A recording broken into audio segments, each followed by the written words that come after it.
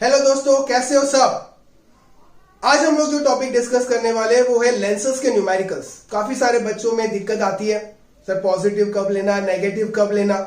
आपने हमारा पिछला वीडियो देखा होगा जिसमें हम लोगों ने कार्टेशियन साइन कन्वेंशन को डिस्कस किया था, और आज उन्हीं रूल्स को, उन्हीं साइंस को यूज करके हम लोग कुछ न्यूमेरिकल्स को यहाँ पे डिस्कस करने वाले हैं दोस्तों।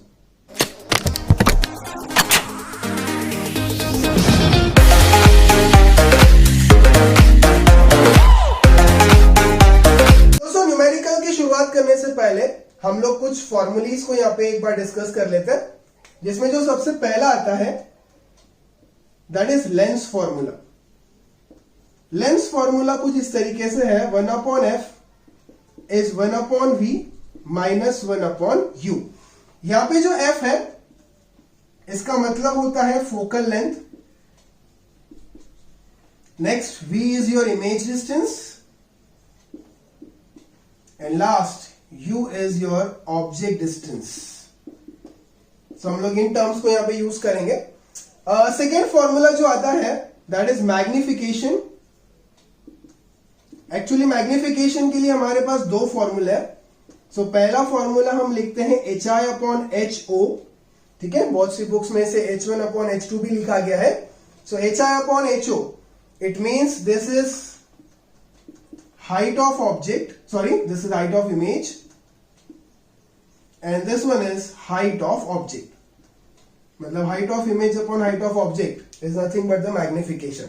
और जो दूसरा फॉर्मूला है that is v/u, that is image distance upon object distance. These are very two important basic formulas जो हम लोग यूज करेंगे लेंस के न्यूमेरिकल्स के लिए। इसके बाद जो तीसरा आता है वो आता है पावर ऑफ लेंस।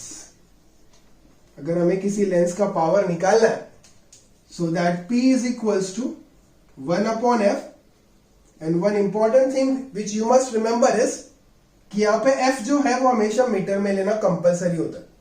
बच्चे भूल जाते हैं, बच्चों को सेंटीमीटर में वैल्यू दिया वो सेंटीमीटर में ही ले लेते हैं, सो ये गड़बड़ हो जाती है यहाँ पर। और जो अगला पार्ट है that is the note part, मतलब इसी के लिए फॉर कॉम्बिनेशन ऑफ लेंसेस,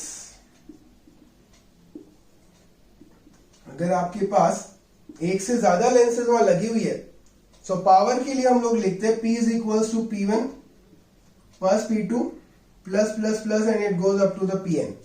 मतलब जितनी भी लगी होगी उन सभी के पावर की टोटल करके हम लोग उस कॉम्बिनेशन का पावर वहां पे आसानी से निकाल सकते हैं। तो दोस्तों ये है आपके पास तीन इंपॉर्टेंट फॉर्मूले, जिन फॉर्मूलेस पे हम लोग कुछ न्यूमेरिकल्स को डिस्कस करेंगे। फिर से मैं वही कहूंगा, You have to understand the pattern. जब आप पैटर्न को स्टडी कर लेते हो, सो वैल्यूज अगर बदलती भी है तो आप आसानी से उन न्यूमेरिकल्स को सॉल्व कर सकते हो दोस्तों वहां पे। तो आइए शुरुआत करते हैं हम लोग पहले न्यूमेरिकल के साथ। An object is placed at a distance of 15 centimetre. एक ऑब्जेक्ट को हमने 15 सेंटीमीटर पे रखा है फ्रॉम अ कॉन्वेक्स लेंस। तो इट्स वेरी इंपॉर्टेंट कि जो लेंस होती है उसे हम लोग अंडरलाइन कर लें, ताकि जो भी साइन हम यूज करते हैं वो हमारे लिए इजी हो जाएगा। If the focal length of lens is 60 centimetre, find its image distance. तो सबसे पहले मुझे दिया गया है ऑब्जेक्ट डिस्टेंस, जिसे हम u डिनोट करते हैं, and that will B -15। Minus इसलिए बिकॉज वो उस तरफ रखा होता है। नेक्स्ट आता है फोकल लेंथ। फोकल लेंथ जो आपको दी गई है that is 60 centimetre and it will be positive because वो कॉन्वेक्स लेंस के बारे में हम लोग बात कर रहे हैं। अब यहां पे आप एक चीज नोटिस कर रहे होंगे जो हमने वहां पे लास्ट में देखी थी, कि इस जगह पे जो आपका U है ना वो फोकल लेंस से छोटा है, ठीक है। साइन को थोड़ी देर बाजू में रखिए। ये 60 सेंटीमीटर है और ये 15 है, मतलब नेचुरली ऑब्जेक्ट को हमने बहुत पास में रखा है। मतलब रूल के हिसाब से यहां पे जो V है वो आपका नेगेटिव आने वाला है। तो हम लोग चेक करते हैं सॉल्व करके कि ये V हमारा नेगेटिव आता है या नहीं आता है। सो हमारे पास जो लेंस फॉर्मूला है वो है 1/f is 1/v minus 1/u। So 1/u इस तरफ चला जाएगा, सो 1/v मुझे मिलेगा 1/f minus plus 1/u। Values put कर देते हैं। 1/60 प्लस दिस इज -15, तो -15 आपको एज इट इज पुट करना रहेगा। Cross multiplication -15 plus 60 upon 60 into -15. So I can say 1/v is equals to, यहाँ पे डिफरेंस में आपको मिल जाएगा 45 divided by 60 into -15. So v is 60 into -15 upon 45, 1 3 and this is 2. So I can say v is -20 centimetre. देखो हम लोगों ने जो अज्यूम किया था साइन कन्वेंशन के हिसाब से कि भाई v नेगेटिव आना चाहिए, v हमारा नेगेटिव ही आया है. तो यहाँ पे हम लोग क्या कह सकते हैं, image is formed at 20 centimetre in front of lens, और you can say on the same side of the lens जहां पे आपने ऑब्जेक्ट को रखा है. अब यहाँ पे एक चीज जो आपको इंपॉर्टेंटली याद रखनी है, कैलकुलेशन करते वक्त जैसे इस स्टेप के बाद हम लोगों ने जब इस स्टेप को लिया तो हम लोगों ने उसका रेसिप्रोकल लिया था यहाँ पे, तो आपको इस तरफ भी लेना जरूरी है.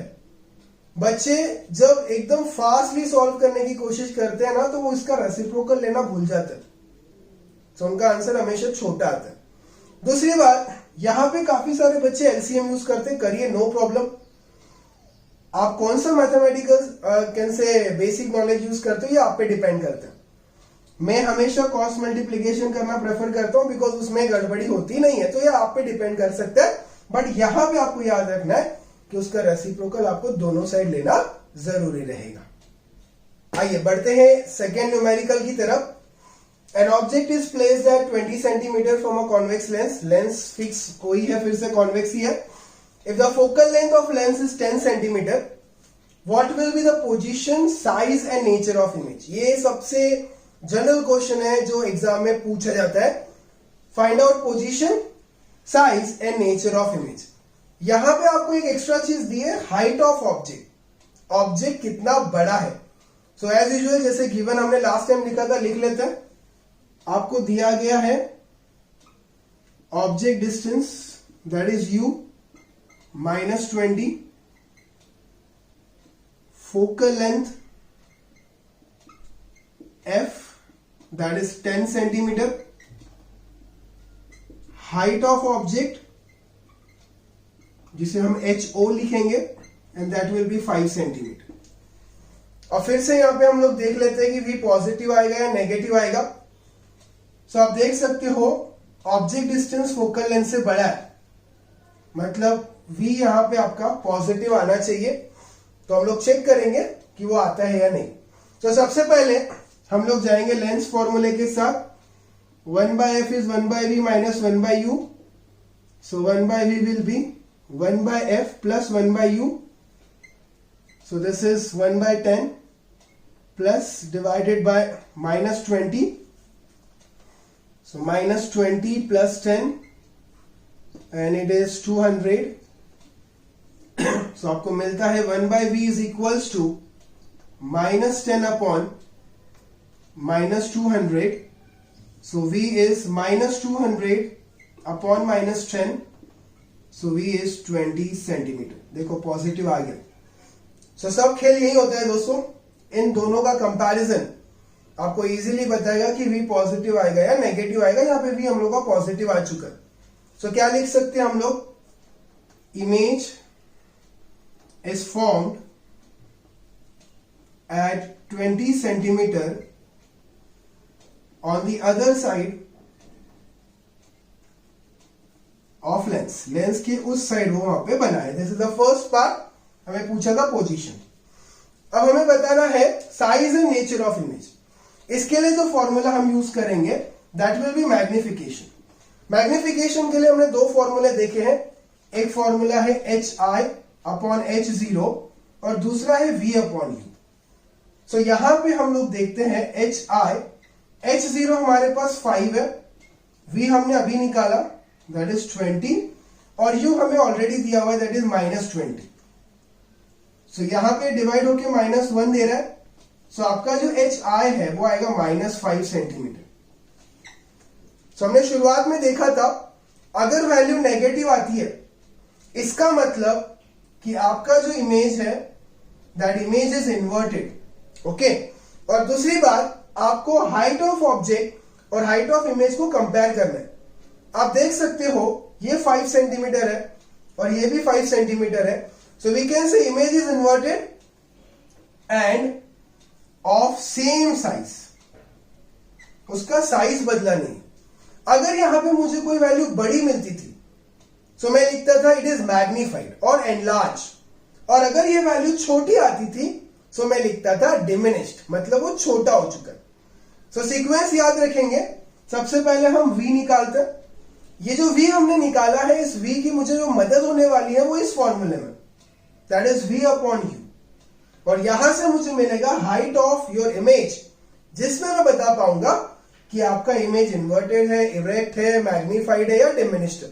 सो यहां पे आपका इमेज है inverted and it is of same size, because ये भी 5 है और ये भी 5 ही है दोस्तों। वहां पे बढ़ते आगे तीसरे न्यूमेरिकल की तरफ।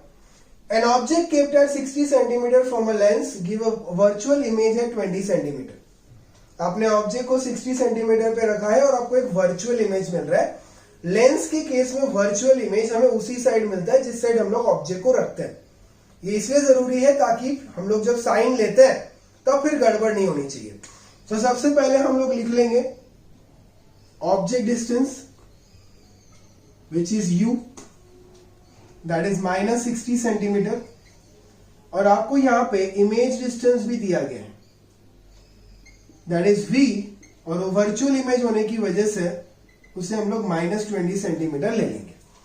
मुझे कहा गया है what is the focal length of the lens, focal length मुझे निकालनी है और फिर आगे बताना है ये कॉन्वर्जिंग है या डाइवर्जिंग है। कॉन्वर्जिंग का मतलब होता है वो कॉन्वेक्स है और डाइवर्जिंग का मतलब होता है वो कॉनकेव है। अब कैसे पता लगता है? सो एक जनरल आइडिया आपको दे देता हूं। जब हम लोग फोकल लेंथ कैलकुलेट करेंगे सो दो पॉसिबिलिटीज है, एक तो प्लस आएगा नहीं तो वो माइनस आएगा। अगर वो प्लस आया इसका मतलब वो कॉन्वेक्स था, और अगर वो माइनस आया इसका मतलब वो कॉनकेव था। बहुत ही सिंपल रूल है, आप आसानी से पता लगा सकते हो।